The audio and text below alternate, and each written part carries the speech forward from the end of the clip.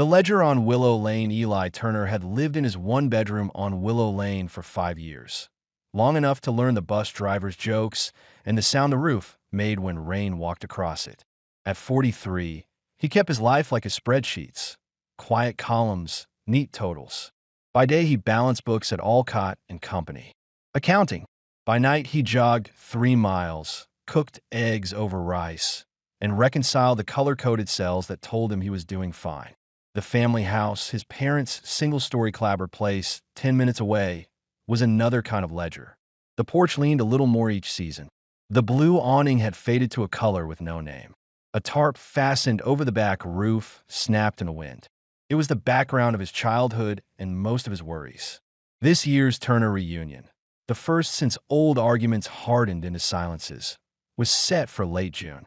Peach cobbler on the counter, Frank at the grill, cousins on the lawn. Mia, 22 and restless, narrated grad school options to anyone who would listen. Danny, 21, filmed everything on his phone for a channel none of them had seen. Marla, who could feed a crowd with whatever the pantry offered, tapped a spoon to the rim of a glass. Before dessert, she said, "Housekeeping." A few chuckles. Then she set a manila folder on the table beside the cobbler. "We're behind," she said simply. "Mortgage, roof, the Ford. We need a plan." The folder looked like every other folder until Eli slid the papers out. Past due notice. A contractor estimate for $12,480 stamped deposit due upon acceptance. The Ford's repair quote, $1,932, handwritten in careful block letters. And a bank printout with a neat line repeating down the page like stitch marks. ACH, HFS LLC, $1.50. 00 weekly. "Who's HFS?" Eli asked. Marla folded her hands. "Hawthorne Financial Solutions. A friend. We've used them to smooth things. Small installments." Frank, shoulders stooped, but eyes steady, said, "It kept the roof tarped and the car running. It's not charity." "Is it a loan?" Eli said. "A service? What are the terms?" "It's manageable," Marla said, which wasn't an answer. After dessert, after the cousins and the laughter moved outside, Eli carried the folder into the hallway phone nook that was now just a narrow table. In the drawer, rubber bands, spare keys, a tangle of charging cables. He found a leather notebook, palm-sized, soft with use. The first page was tidy. House ledger. The entries were small, regular, 50, 50, 50. Initials that meant nothing to him. And then a number that didn't belong in the same book, 11/07, $25,000 Hawthorne FS. He pressed his finger to the ink as if it might blur into a different amount. That night, in his apartment, Eli opened his own spreadsheet and added a new tab, Parents, Unknown Payments. He typed what he had, dates, amounts, the Hawthorne name, the late notices. He slept badly. Underscore.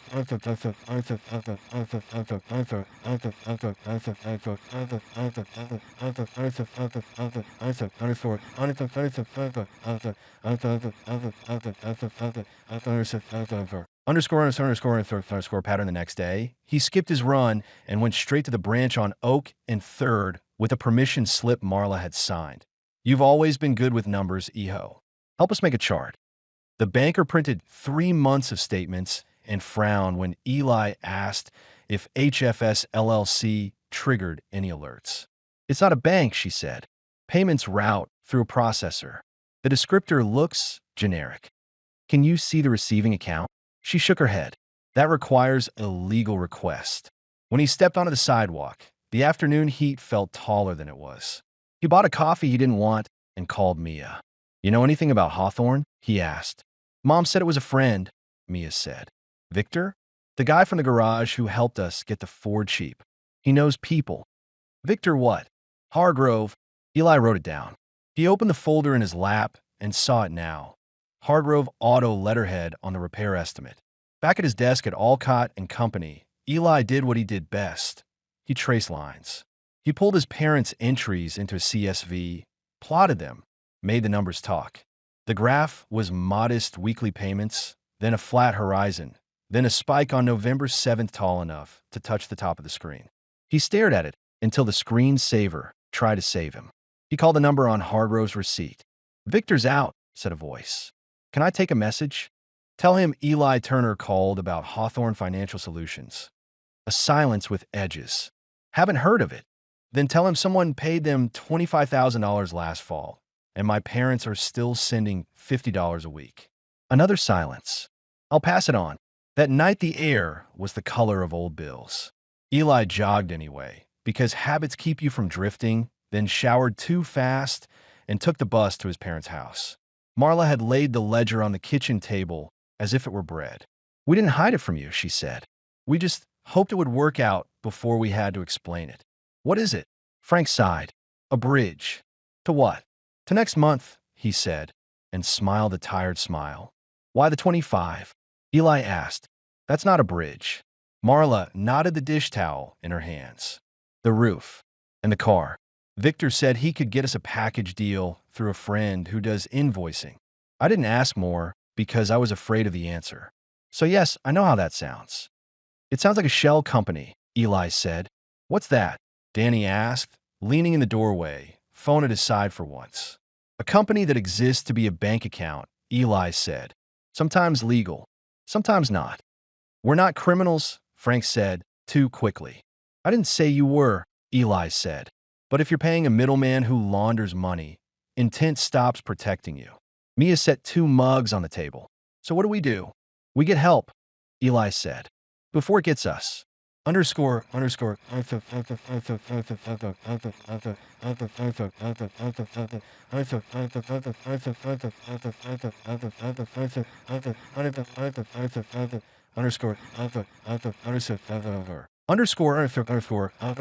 Hawthorne, the lobby of the precinct, had a vending machine and a bulletin board for Neighborhood Watch.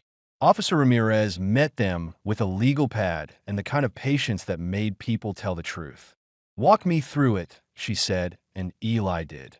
The ledger, the $50 rhythm, the Oaken third printouts, the November spike, Victor's name on the mechanic estimate, the returns that were never quite enough. It could be nothing, Ramirez said, flipping pages. It could also be a small piece of something big. We'll need copies and written permission to request details from the processor. Frank bristled. We've managed our affairs for 40 years. Then you'll manage this, Ramirez said, her voice even. We're not here to arrest you. We're here to find out whether someone used you. They signed. She gave them a case number and a list of what to gather. That night, the house felt like a body taking shallow breaths. Danny paced.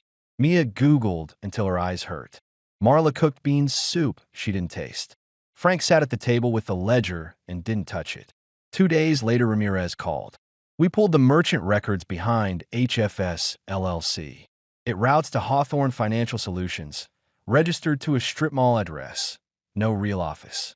The receiving account is controlled by a holding company tied to a Victor Hargrove. Marla closed her eyes. Dios. There's more, Ramirez said. On November 7th, Hawthorne received multiple transfers, yours among them, that were disbursed within 48 hours to contractors on 3 residential addresses.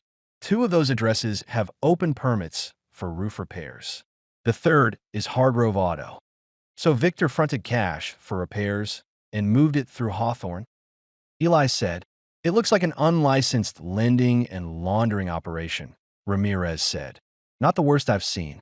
Not the kind that shrugs and says sorry. We're handing it to Detective Sanchez and a financial crimes ADA. There will be questions. Are my parents, Eli started, cooperating? Yes. Culpable? Unknown. Intent matters. Paper matters more. The interviews were long and careful. Sanchez asked the same questions 3 ways and looked bored until someone tried to skip a step. He spread out the copies on the kitchen table and built the story like a model train. A loan that wasn't called a loan, a discount that hit a fee, a roof paid for in cash to avoid reporting, a garage made whole, a family told to be flexible. Why didn't you call your bank? Sanchez asked. Marla stared at the ledger. Because the roof leaked when it rained, and the man with the tarp said he could come on Friday. Sanchez nodded like that, too, was a kind of evidence. When the subpoena arrived, Eli stood with his parents in the courthouse lobby under the fluorescent mercy of government lighting. Their attorney, a brisk woman named Alvarez, met them with 2 folders and a mantra: answer only what is asked. In the hearing room, ADA Collins laid Hawthorne out like a simple trick. Hawthorne took in funds under the guise of invoicing and disbursed them to conceal who paid whom, she said. It's a shell operated by Mr. Hargrove and Associates to avoid taxes and to pressure homeowners into debt. Alvarez stood. And my clients? They're a household with a failing roof and a car they need to get to work. They were told this was a payment plan. They signed nothing resembling a loan. They're witnesses to Mr. Hargrove's operation, not partners in it. Judge Rojas peered over her readers. We'll determine that. Victor Hargrove sat at the back in a suit that made him look like he'd borrowed himself. He did not look at the Turners. Collins asked Marla to the stand. Did you know Hawthorne was a shell? No, Marla said. I knew it was a way to pay. Did you know the $25,000 was routed through 3 accounts? I didn't know there could be 3. Did Mr. Hargrove pressure you to use Hawthorne? He said it would be easier, and he'd take care of us on the repair price. Did it feel like a bargain? It felt like I could sleep at night without a bucket in the hall. When it was Eli's turn, Collins pushed the ledger toward him in a clear sleeve. Why bring this forward? Because the numbers didn't add up, Eli said. And because I love them. Did you benefit personally? I lost trust. That's the opposite. After a recess, Alvarez proposed a way out that wasn't a door so much as a narrower hallway. Full cooperation. Restitution of $25,000 to the receiver account under court supervision. Financial literacy counseling. And testimony if the case against Hargrove went to trial. We won't criminally charge the Turners at this time, Collins said. But they don't get to pretend a shell company is a piggy bank. Judge Rojas tapped her pen. I will accept the agreement. Ms. Turner, Mr. Turner, you will pay the $25,000 over 12 months, no further dealings with Hawthorne or any similar services, and you will attend the city clinic's budgeting workshop. In return, the state will defer charges and, upon completion, dismiss. Frank swallowed. We can't pay that fast. You can sell a car you can't afford to fix, the judge said without malice. And ask your son for a spreadsheet. After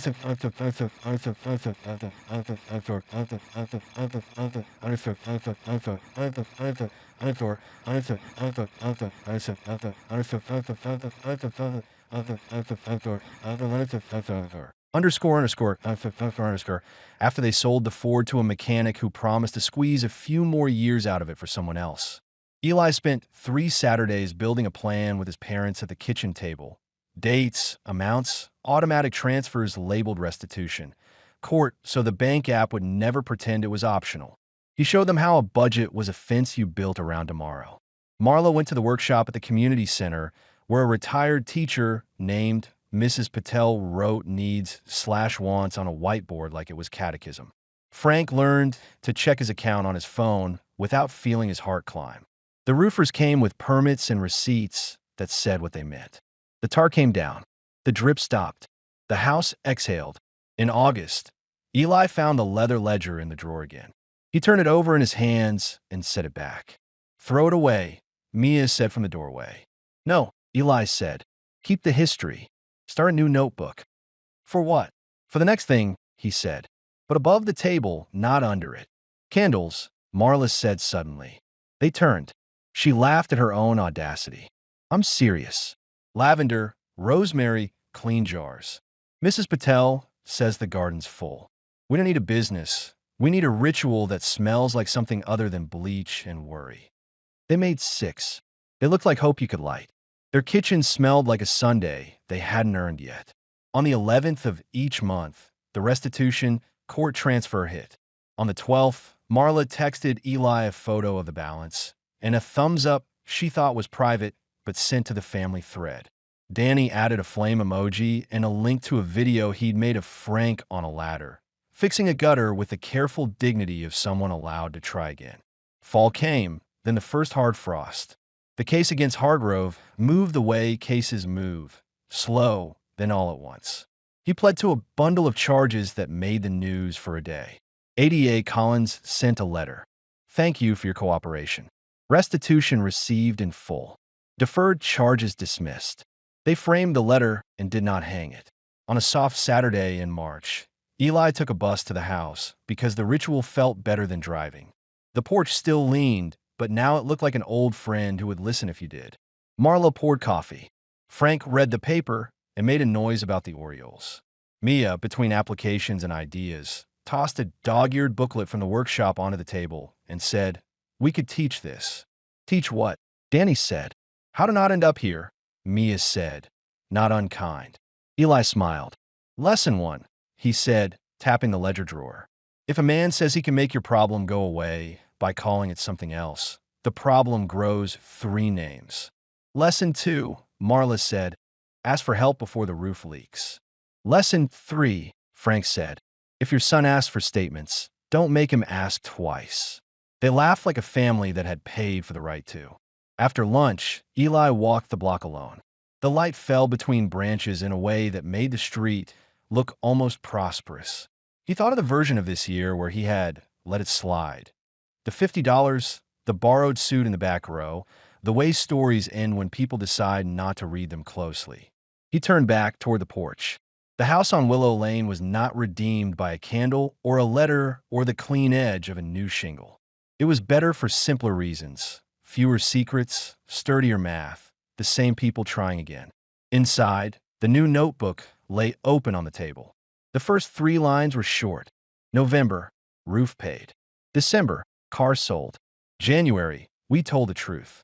Eli added a 4th, because some ledgers get to be about more than money. February, we stayed.